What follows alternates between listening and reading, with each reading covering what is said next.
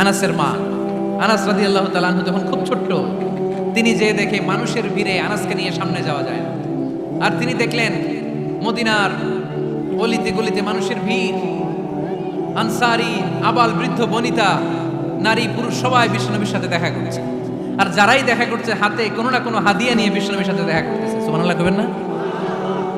আনসারি যত সাহাবারা বিশ্বনবীর সাথে দেখা করতে এসেছে কি নিয়ে আসছে? কথা কয় না?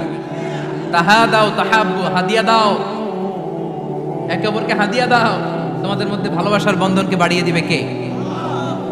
আনাসের মা বললেন, আমি মানুষ ধাক্কাতে ধাক্কাতে বিশ্বনবীর সামনে পর্যন্ত গেলাম, যে দেখি সবাই বিশ্বনবীর হাদিয়া দেয়। আমি বিশ্বনবীর সামনে যে কাঁদো কাঁদো সরে বললাম, ইয়া রাসূলুল্লাহ, ইয়া হাবিবাল্লাহ, লাম ইউবকি রাজুলুন ওয়ালা ইমরাআতুন মিনাল আনসার ইল্লা ক্বাদ আতহাফাকা বিতুহফা। ও নবী, আমি দেখতে পেয়েছি আনসারী এমন কোন নারী নাই, এমন কোন পুরুষ নাই যে আপনাকে আপনার হাতে কোনো না কোনো হাদিয়া দেয় নাই। ওয়া ইন্নী লা আকদিরু আলা যালিকা মা উতহিফুকা বি। কিন্তু ইয়া রাসূলুল্লাহ, ইয়া হাবিবাল্লাহ, আমার কাছে তো কোনো টাকা নাই, আমার কাছে কোনো পয়সা নাই, আমার ঘরে এমন কোনো জিনিস নাই যেই জিনিসটা আমি আপনারে হাদিয়া দেব, ইল্লা ইবনি হাদা, আমার এই নাড়ছেড়া ধন কলিজার টুকরা সন্তান আনাস ছাড়া। ও আখিরি জামানার পয়গম্বর, আমি আমার কলিজার টুকরা আনাসকে আপনারে হাদিয়া দিয়ে দিলাম। ইয়া রাসূলুল্লাহ, মদিনার আনসারী এমন কোনো নারী পুরুষ কেউ তো বাকি নাই যে আপনাকে হাদিয়া দেয় নাই, সবাই তো হাদিয়া দেয়, কিন্তু আমি তো হাদিয়া দেওয়ার মতো আমার কাছে কিছু নাই। আপনারা কি হাদিস থেকে নেয়া এই গল্পটা বুঝতে পেরেছেন? কথাটা শুনতেছিলেন?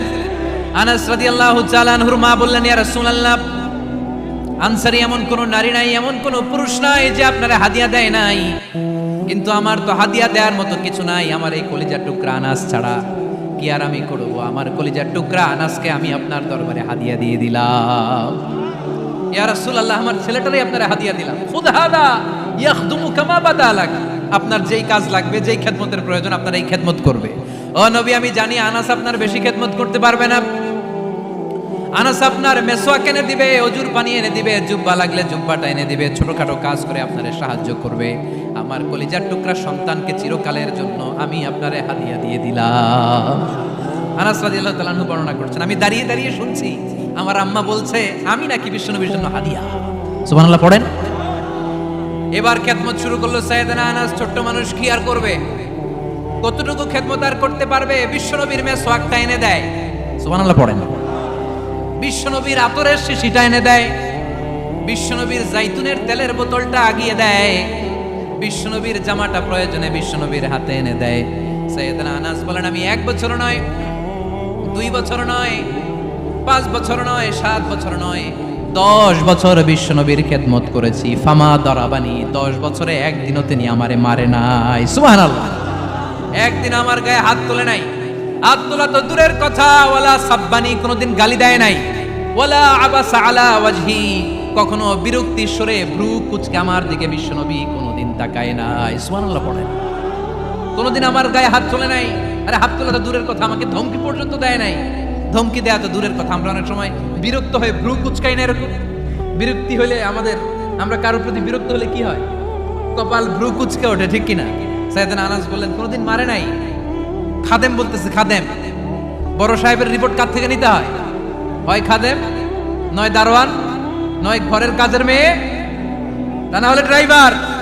বিশ্বনবীর খাদেম বিশ্বনবীর ব্যাপারে কি কমেন্ট করছে? মা সাব্বানি ওয়ালা তারাবানি ওয়ালা আবাসা ফি ওয়াজহি। এই 10 বছরের খেদমতের জিন্দেগিতে কোনোদিন বিশ্বনবী আমারে মারে নাই, গায়ে হাত তোলে নাই। আরে হাত তোলা তো দূরের কথা, একটা ধমকও দেয় নাই। আরে ধমক দেয়া তো দূরের কথা, বিরক্তির সুরে ভ্রু কুচকে আমার দিকে কখনো তিনি তাকায় নাই। চিল্লায় বলো সুবহানাল্লাহ।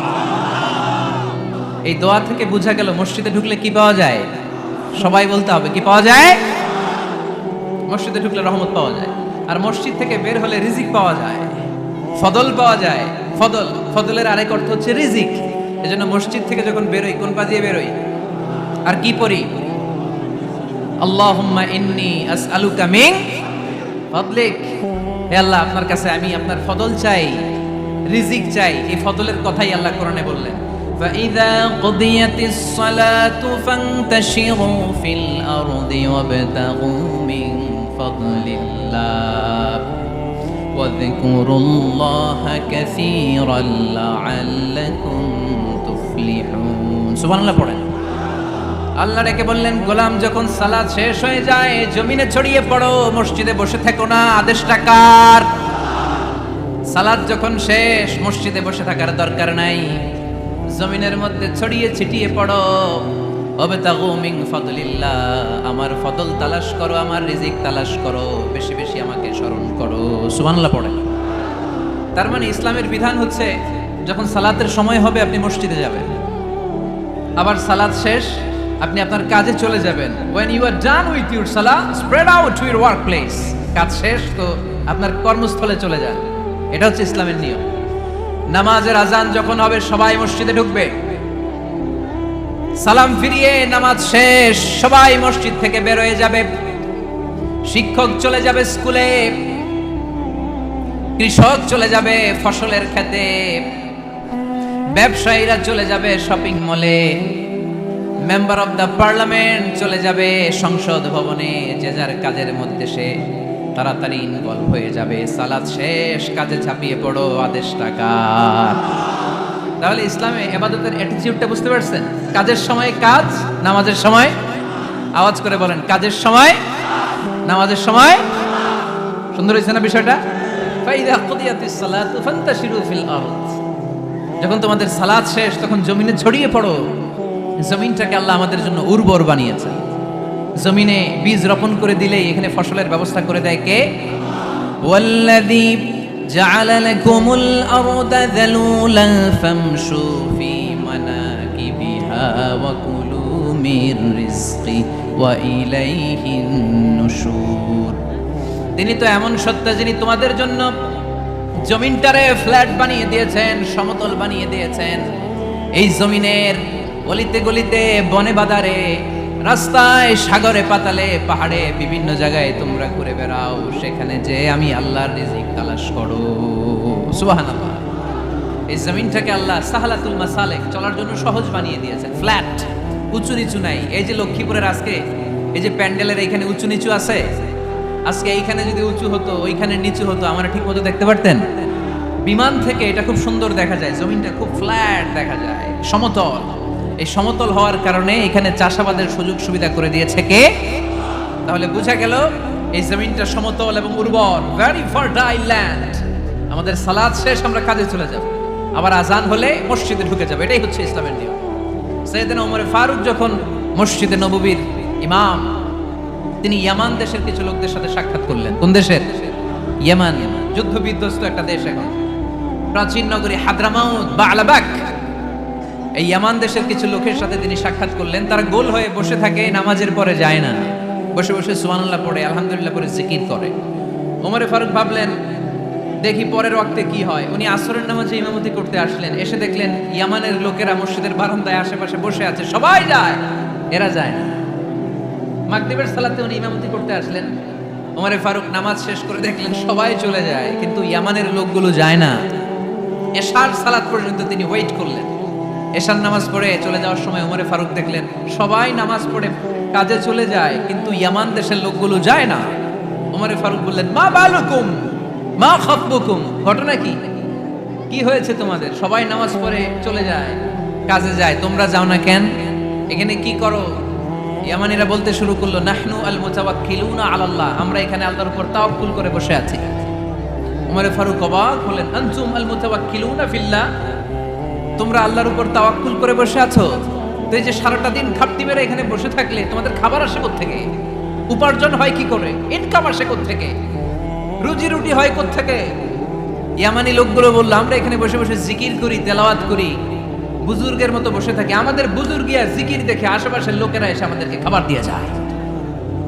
ওমর ফারুক বললেন, সর্বনাশ, তাইলে তো তোমরা আল মুতাওয়াক্কিলুনা ফিল্লাহ না, তোমরা হচ্ছে আল মুতাওয়াক্কিলুনা আলা বা'দিকুম বা'দা, একে অপরের উপর নির্ভরশীল। যারা প্লেটে করে খাবার নিয়ে আসে তোমরা তাদের উপর তাওয়াক্কুল করছো, কারণ তারা যদি প্লেট ভরে খাবার নিয়ে আসে তোমাদের পেটে কোনো দানা পানি পড়বে না। তোমরা আল্লাহর উল্লাহ নও, তোমাদের সাধ্যের সবটুকু করার পরে তারপরে তোমরা তাওয়াক্কুল করবে। কি সুন্দর ইসলাম! এক সাহাবী বললেন, ইয়া রাসূলুল্লাহ, আমি ওটে চড়ে এসেছি, তো আপনি তো আমাদেরকে তাওয়াক্কুলের ওয়াজ করেছেন, আমি ওটের রশিটা গাছের মধ্যে না বেঁধে যদি শুয়ে থাকে আল্লাহর উপর তাওয়াক্কুল করি, ওটটা থাকবে না? বিশ্বনবী বললেন না, তোমার ওট থাকবে না, আগে রশি দিয়ে ওটটা বাঁধো। ইআকিলহা সুম্মা তাওয়াক্কাল আলাল্লাহ, আগে টাইট করে রশি দিয়ে গাছের সাথে ওটের রশিটা বাঁধো, এরপর আল্লাহর উপর তাওয়াক্কুল করো। এইটার নাম তাওয়াক্কুল। চিল্লায় বলেন ঠিক কিনা? আপনার পার্টটা আপনার করতে হবে, আপনার যে রোল, এই রোলটা প্লে করতে হবে। আপনার সর্বোচ্চটুকু করার পরে আমরা তাওয়াক্কুল করি একজনের উপর। চিল্লায় বলেন তিনি কে? ওমর ফারুক বললেন, তোমরা মুতাওয়াক্কিলুনা আলাল্লাহ নাও, তোমরা বের হয়ে যাও, খবরদার এরপরে কোনোদিন তোমাদেরকে যেন এই মসজিদের মধ্যে ঘাপটি মেরে গোল হয়ে বসে থাকতে না দেখা যায়। কারণ ফাইদা কুদিয়াতিস সালাতু ফান্তাশিরু ফিল আরদ ওয়াবতাগু মিন ফাদলিল্লাহ। ইসলামের বিধান হচ্ছে যখন নামাজ শেষ মসজিদে বসে থাকা যাবে। চিল্লায় বলেন বসে থাকা যাবে? যাবে না। সর্বোচ্চটুকু করে তারপরে আপনাকে বের হয়ে যেতে হবে। প্রতিদিন সকালবেলা পাখির বাসা থেকে দেখবেন পাখিগুলো খালি পেটে বের হয়ে যায়। আপনাদের এই এলাকায় পাখির বাসা আছে? কি পাখির বাসা আছে? হ্যাঁ, সব পাখি আছে। তো সকালবেলা দেখবেন পাখির বাসা থেকে পাখিগুলো খালি পেটে বের হয়ে যায়। বিকেল বেলায় পাখিগুলোর ওদর পূর্তি করে, পেট ভর্তি করে আবার পাখির নিড়ে ফিরিয়ে দেয় কে? কারণ পাখিগুলো তাওয়াক্কুল করেছে কার উপর? পাখিগুলো তাওয়াক্কুল করে যদি পাখির নিড়েই বসে থাকতো, ওদের পেটে খাবার আসতো? কথা বলেন। বিশ্বনবী এটাই বললেন, তাকদু খিমাসান ওয়া তারুহু বিতানান। তোমরা যদি পাখির মতো তাওয়াক্কুল করো, মানে আল্লাহর উপর তাওয়াক্কুল করে জমিনে বের হয়ে যাও, তোমাদেরও রিজিকের দায়িত্ব নিয়ে নিবে কে? সকালবেলা প্রতিটা পাখি না খেয়ে বের হয়ে যায়। একটা পাখির পেটের ভেতরে কোনো দানা পানি নাই, কিন্তু আল্লাহর উপর তাওয়াক্কুল করে পাখিগুলো যখন বের হয়ে যায়, বিকেল বেলা পেট ভর্তি করে, ওদর ভর্তি করে আবার পাখির নিরে পাখিগুলোরে ফিরিয়ে দেয় কে? পাখিগুলোকে আমাদের মতো খাবার জমা করে রাখতে পারে? আমরা তো 7 দিনের বাজার একবারে করে ফ্রিজে রাখি। পাখিদের ফ্রিজ আছে না? আছে। আমাদের অতিরিক্ত টাকা হলে আমরা ব্যাংকে ব্যালেন্স করে রাখতে পারি, অ্যাকাউন্ট করে রাখতে পারি। পাখিরাও তো অ্যাকাউন্ট করে রাখে না? না, প্রতিদিন না খেয়ে বের হয়। কালকে ওই পাখিটা কি খাবে, কোন জায়গা থেকে তার রিজিকের ব্যবস্থা হবে আল্লাহ ছাড়া কেউ জানে। এটার নাম তাওয়াক্কুল। এটার নাম কি? আমাদের সাধ্যের, আমাদের ক্যাপাসিটি, আমাদের ক্যাপাবিলিটির সবটুকু করে আমরা তাওয়াক্কুল কিসে? বিষ্ণু ঈসা ইসলাম বলেছেন, মা আকালা আহাদুন তুআমান কাত্তু খায়রুম মিন আইয়াকুলা মিন আমালি ইয়াদি। নিজ হাতে উপার্জিত খাবারের চেয়ে, অর্থের চেয়ে শ্রেষ্ঠ খাবার পৃথিবীর কোনো মানুষ কোনোদিন ভক্ষণ করে নাই। চিল্লায় কোন সুবহানাল্লাহ। শ্রেষ্ঠতম খাবার নিজ হাতে উপার্জিত খাবার। ঘাম জড়িয়ে যে অর্থ উপার্জন করা হয়, যে ইনকাম করা হয়, এটা হালাল। আর হালাল খেয়ে দোয়া করলে কবুল করে কে? এজন্য খেটে খাওয়া মানুষ, শ্রমজীবী মানুষ আর মেহনতি মানুষদেরকে বিশ্বনবী খুব ভালোবাসতেন। তারা বিশ্বনবীর বন্ধু আর বিশ্বনবী ছিল তাদের বন্ধু। সুবহানাল্লাহ পড়েন। এত ভালোবাসতেন বিশ্বনবী খেটে খাওয়ার মেহনতি মানুষদেরকে। সব সময় বিষ্ণু ইসলাম তাদের জন্য দোয়া করতেন।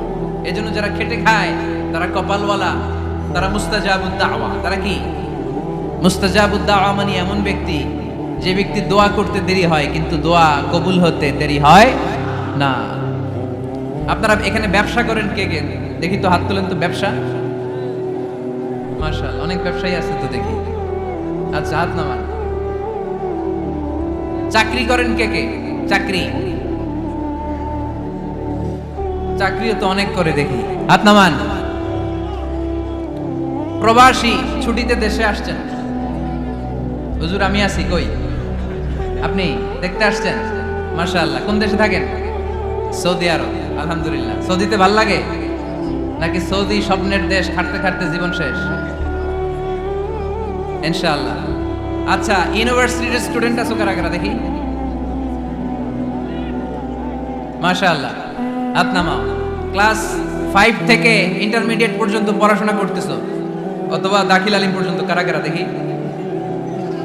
মাশাআল্লাহ, হাত নামাও, হাত নামাও। একবারও যারা হাত তোলেন না এবার তারা হাত তোলেন। আপনারা কি করেন? হ্যাঁ, বেকার।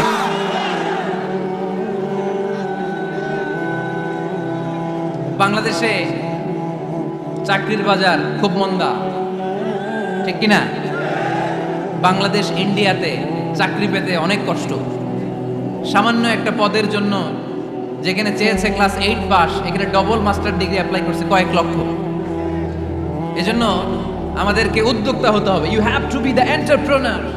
আমাদের উদ্যোক্তা দরকার, বেশি বেশি নতুন নতুন উদ্যোক্তা। নিজেই এমন আইডিয়া নিয়ে আসবে যেই আইডিয়া বিক্রি করে দুর্দান্ত আইডিয়া দিয়ে তুমি পুরো দেশ কাঁপিয়ে দিতে পারো। পারা যাবে না লক্ষ্মীপুরের ছেলেরা? আইডিয়ার অনেক দাম। You have to generate new ideas. নতুন নতুন আইডিয়া এনে মানুষ গোটা বিশ্বকে তাক লাগিয়ে দিচ্ছে। এই যে গত কয়েক বছর আগে কারের একটা রাইড চালু হয়েছে, নাম হয়েছে উবার। কি নাম? ঢাকায় যারা চলাফেরা করেন তারা হয়তো চড়েছেন। উবারের নাম শুনছেন না? এই উবার কোম্পানি কি করে জানেন? নিজেদের ব্যবসা নাই, পুঁজি নাই, পাত্তি নাই, অফিস নাই, কিচ্ছু নাই, কোটি কোটি টাকা হাতায় নিচ্ছে। Just idea, just they are generating new ideas. নতুন নতুন আইডিয়া দিয়ে গোটা বিশ্ব কাঁপিয়ে নিয়েছে একটা মোবাইল অ্যাপসের মাধ্যমে। কিসের মাধ্যমে? Mobile apps. একটা কোম্পানি খুলেছে, গোটা বিশ্বের সব প্রাইভেট কারওয়ালারা ওইখানে রেজিস্ট্রেশন করে আপনি মোবাইলে কোথায় যাবেন, কোত্থেকে যাবেন লিখবেন, গাড়ি আপনার বাড়ির সামনে এসে হাজির। তার একটা পার্সেন্টেজ ওই উবার কোম্পানি পায়। ইউনাইটেড স্টেটস অফ আমেরিকার একটা স্টেট আছে সান ফ্রান্সিসকো, ওইখান থেকে শুরু করছে। 775টা সিটিতে ওদের অপারেশন আছে। বাংলাদেশে ঢাকাতেও আছে, আমি মালয়েশিয়াতে থাকি, ওখানেও আছে, ওখানেও আমরা চড়ি। প্রায় 63টা দেশে ওদের কাজ বাজ আছে। গত বছরে 2018 সালে ওদের প্রফিট ছিল, রেভিনিউ ছিল 11.27 billion US dollar, 11.27 US billion dollar. Just they are selling their ideas. নতুন নতুন আইডিয়া দিয়ে গোটা বিশ্বকাপ আছে। এই উবার যখন চালু হলো, আমি তখন মালয়েশিয়ায় শুনলাম বাংলাদেশে নতুন আরেকটা বাইর হইছে, পাঠাও। কি নাম? এটা বোধহয় সারা বাংলাদেশ ব্যাপী হয় নাই, 3টা জায়গায়, সিলেটে, চট্টগ্রামে আর ঢাকায়। এরা আরো চালাক। বাংলাদেশের ছেলেপেলেদের মাথায় চিকন চিকন অনেক বুদ্ধি। এরা ভাবলো এই উবার দিয়ে আর আমরা কত আগাবো, আমাদের গাড়ি আরো ছোট করতে হবে। এরা মোটরসাইকেল রাইড দেওয়া শুরু করছে। জ্যামের শহর ঢাকা, চিপা চাপা দিয়া এরা আপনারা নিয়ে জায়গা মতো বসায় দেবে। তো এই যে উবারের পরে আমাদের ছেলেরা বানাইলো পাঠাও। এরপরে কত কিছু বানাচ্ছে ছেলেপেলেরা, আমি তো এগুলো দেখে অবাক। রকমারি.com নাম শুনছো? বিক্রয়.com নাম শুনছো? ঘরে বসে বসে কোটি কোটি টাকা হাতিয়ে নিচ্ছে তারা। Just they are selling their ideas. যেহেতু আমাদের চাকরি কম, ওই চাকরির বাজারে আমরা লাইন দিতে চাই না। আমাদের মেধাকে খাটিয়ে খাটিয়ে আমরা নতুন তরুণ উদ্যোক্তা বানাতে চাই। চিল্লায় বলো ঠিক কি না?